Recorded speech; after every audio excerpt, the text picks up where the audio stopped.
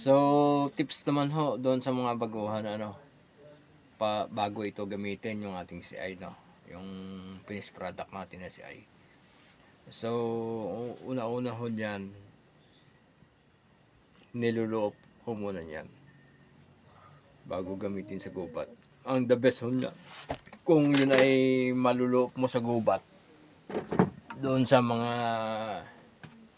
dahon sa pinagkaykayan ho ng labuyo ano, ito ho yung ito yung galing sa tropa na kinagat ho ng aso, nagawa ko rin na aking ni-repair. So yun ho, iluop ho natin yung bagong sain natin bago gamitin doon sa may mga kinaykayan. Kumuha ho tayo ng mga dahon doon at iluop natin dito sa CI, kasama ho ng insenso kamangyan. Ayan. At mas maganda ho sana kung makakuha tayo ng mga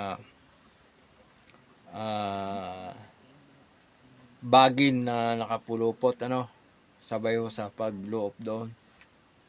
O kaya yung pagkit na galing sa mga bubuyog, ano, may mga pagkit ho dyan eh. Siya ho natin isabay sa pagluop ng ating CI. So isa ho yan sa pampaswerte ho na madaling makahuli po ang ating CI. Kasi minsan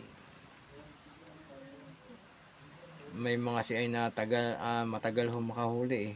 Ilang palo ay hindi basta-basta makahuli.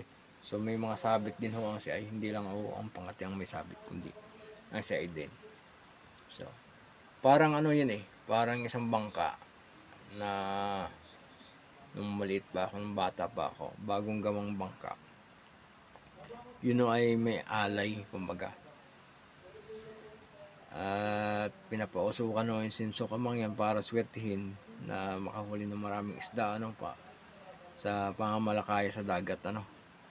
At doon ho naman sa puno ng bangka, pinakaulo kumbaga ng bangka, yung pinakamatulis, nilalagyan ho nila ng ano yon, ng aking lolo, ng bubuyog na nag-uukayo sa lupa kasi yun ho ang masipag eh.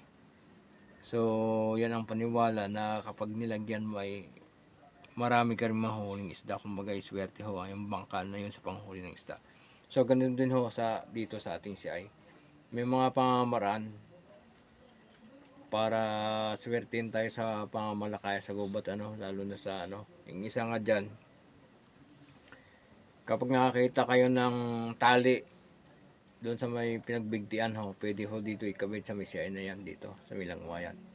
Tataliin ho nyo ng electrical tape ano, para hindi mabasa, para hindi makita. Ayan ho. At ako naman ho ay nakasubok ho ng ganun. Kaso ho naman napapunta sa tropa ho yun yung tali na pinagbigtian. So nasubukan kong gamitin, talagang ano ho, epektibo siya gamitin sa panghuli ng laboy. So salamat po sa pagpanood ng video.